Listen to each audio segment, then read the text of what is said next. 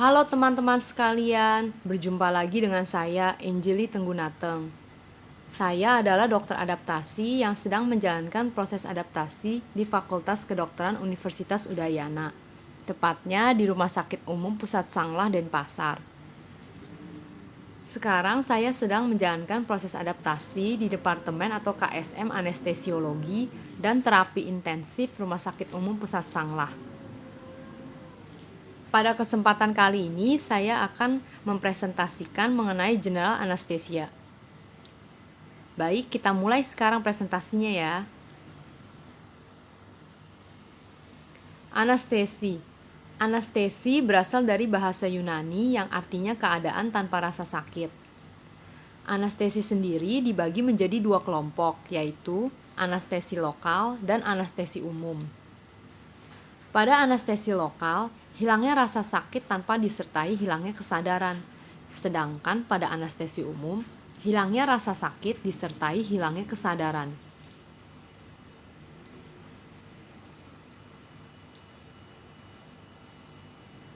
Tujuan dari anestesi. Kita akan membahas apa saja tujuan dari anestesi. Yang pertama, tujuannya adalah agar kesadaran dan rasa nyeri berkurang.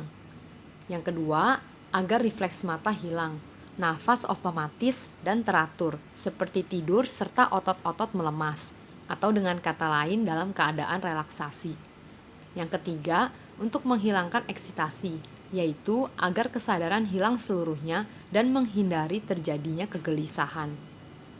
Yang keempat, untuk pelumpuhan sumsum tulang, kerja jantung, dan pernafasan terhenti.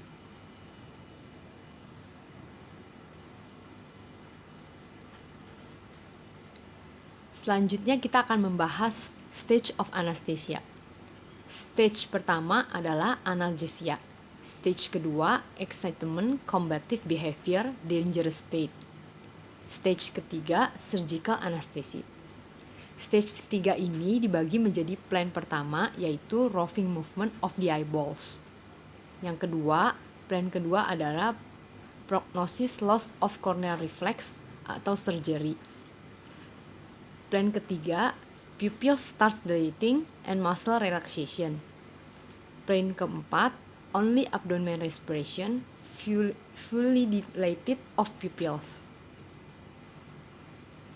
Stage keempat, medullary paralysis, respiratory and vasomotor controls. Bisa dilihat dari gambar lebih jelasnya dari stase 1 sampai 4 anestesi.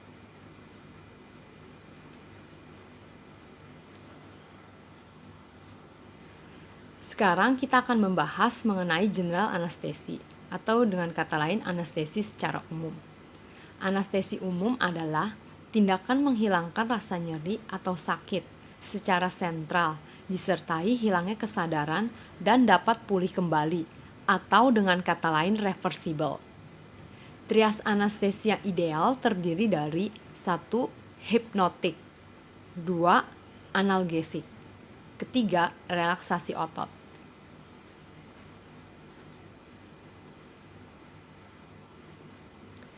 General anestesi. General anestesi adalah pemberian obat yang menginduksi hilangnya kesadaran, di mana pasien tidak arousable meskipun dengan stimulasi yang sangat menyakitkan. Ini menurut American Association of Anesthesiologists. Cara pemberian anestesi ada: yang pertama, pemberian anestesi secara inhalasi, kedua, pemberian anestesi secara parenteral atau dengan intravena atau intramuskular. Yang ketiga, balance anestesi, dan yang terakhir, pemberian anestesi melalui rektal.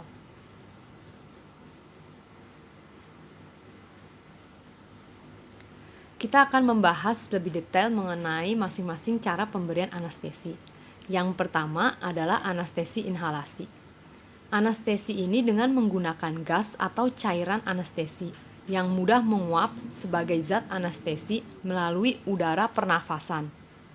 Zat anestetik yang digunakan berupa campuran gas dengan O2 dan konsentrasi dari zat bergantung dari tekanan parsialnya. Yang kedua, Anestesi parenteral secara intravena atau intramuskular. Anestesi yang digunakan untuk tindakan yang singkat atau induksi anestesi. Umumnya yang diberikan adalah tiopental. Namun, pada kasus tertentu dapat digunakan ketamin, diazepam, dan lainnya. Selanjutnya ada balance anestesi. Anestesi ini merupakan kombinasi antara anestesi intravena dan inhalan, atau anestesi umum dengan regional dan lokal. Anestesi ini berguna untuk mencapai trias anestesi yang optimal.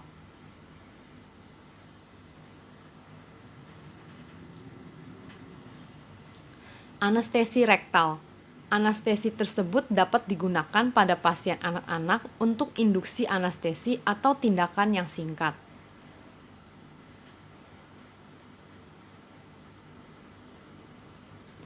Efek samping. Kali ini kita akan membahas mengenai efek samping dari anestesi. Apa sajakah efek samping dari anestesi? Yang pertama, dapat menekan pernafasan, paling kecil pada N2O, eter, dan trikloretikkan. Yang kedua, dapat merusak fungsi organ hati. Oleh karena itu, tidak digunakan lagi seperti senyawa klor atau kloroform. Yang ketiga, dapat merusak fungsi organ ginjal, khususnya metoksifluran. Dan yang keempat, mengurangi kontraksi jantung. Selama halotan dan metoksifluran yang paling ringan pada eter. Jenis-jenis obat premedikasi tindakan anestesi. Sekarang kita akan membahas mengenai jenis-jenis obat premedikasi tindakan anestesi. Yang pertama ada analgetik narkotik. Analgetik narkotik ini ada morfin. Morfin. Untuk dosis premedikasi morfin pada dewasa yang dapat diberikan adalah biasanya 5-10 mg atau 0,1 sampai 0,2 mg per kilogram berat badan IM atau intramuskular. Morfin ini diberikan tujuannya untuk mengurangi rasa cemas dan tegang pada pasien menjelang operasi dan agar anestesi berjalan dengan tenang dan dalam. Yang kedua ada petidin. Dosis premedikasi dewasanya 50-75 mg atau 1-1,5 mg per kilogram berat badan IV atau intravena.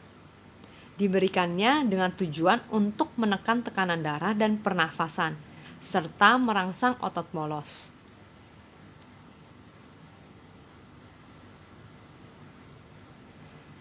Yang kedua, jenis-jenis obat premedikasi tindakan anestesi lainnya adalah barbiturat. Contoh dari barbiturat itu ada pentobarbital dan senkobarbital.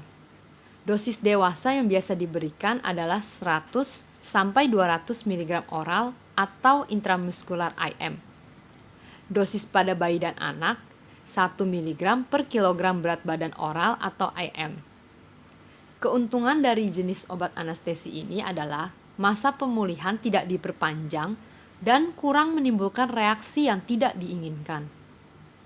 Yang mudah didapat adalah fenobarbital dengan efek depresan yang lemah terhadap pernafasan dan sirkulasi, serta jarang menyebabkan mual muntah.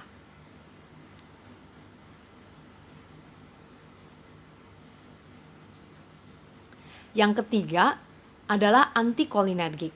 Contoh dari antikolinergik ini adalah atropin. Dosis yang biasa diberikan adalah 0,4-0,6 mg intramuskular IM. Biasanya akan bekerja setelah 10-15 menit. Tujuan diberikannya adalah untuk mencegah terjadinya hipersekresi kelenjar ludah dan bronkus selama 90 menit.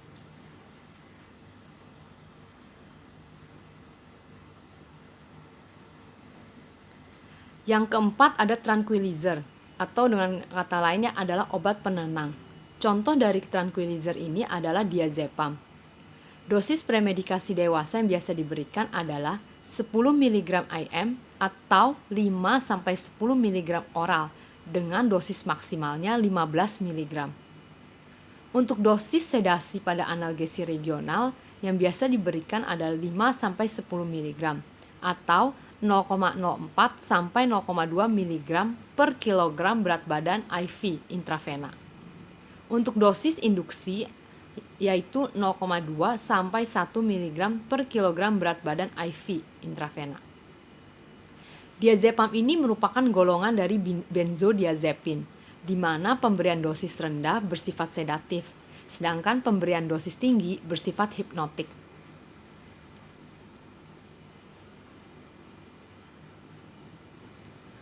Sekarang kita akan membahas mengenai hal-hal yang harus diperhatikan dalam pemberian anestesi inhalasi. Apa saja hal-hal yang harus diperhatikan? Pertama, tekanan parsial gas saat inspirasi. Kedua, alveolar exchange. Ketiga, pulmonary ventilation. Keempat, kelarutan dalam darah. Blood biasanya adalah gas partition coefficient, kelarutan dalam lemak. Oil biasanya gas partition coefficient. Inilah hal-hal yang harus diperhatikan dalam pemberian anestesi inhalasi. Jenis-jenis anestesi inhalasi. Apa saja jenis-jenis dari anestesi inhalasi? Yang pertama itu ada nitrous oxide, kedua ada halotan, ketiga ether, keempat enflurane, kelima isoflurane, keenam desflurane, dan yang terakhir ada sevoflurane.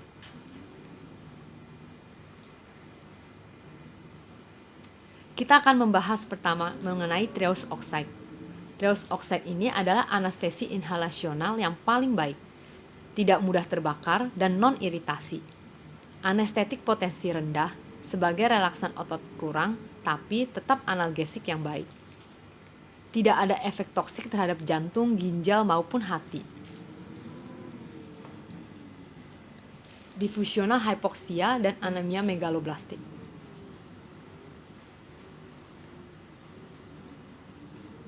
Selanjutnya adalah ether. Ether adalah anestesi yang kuat, analgesik yang baik, pelemas otot yang baik. Ether itu iritan, mudah terbakar, dan mudah meledak. Induksi sangat lambat dan tidak menyenangkan karena sangat larut dalam darah. Pemulihan lambat, karena itu ether jarang digunakan pada saat ini. Selanjutnya halotan. Halotan adalah anestesi yang kuat. Relaksan otot yang buruk membuat liver sensitif terhadap katekolamin. Dapat melebarkan bronkus, lebih banyak dipakai pada penderita asma. Menghambat kontraksi uterus. Dapat terjadi hepatitis halotan dan hipotermia gas.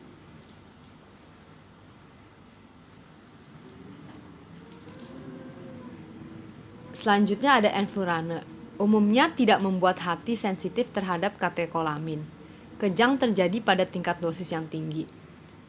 Kontraindikasi pada epilepsi. Perhatikan pemakaian pada pasien yang gagal ginjal karena fluoride. Selanjutnya ada isoflurane. Isoflurane ini banyak digunakan dengan oksigen atau nitrous oksida. Tidak meningkatkan sensitisasi hati terhadap katekolamin. Dapat mengiritasi sistem pernafasan. Desflurane diadministrasi melalui vaporizer khusus. Induksi dan pemulihannya cepat.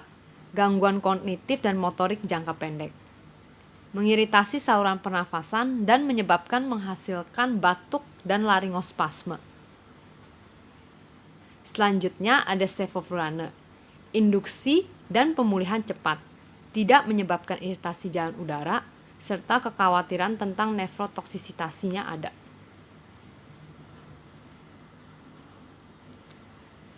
Sekian presentasi dari saya mengenai general anestesi.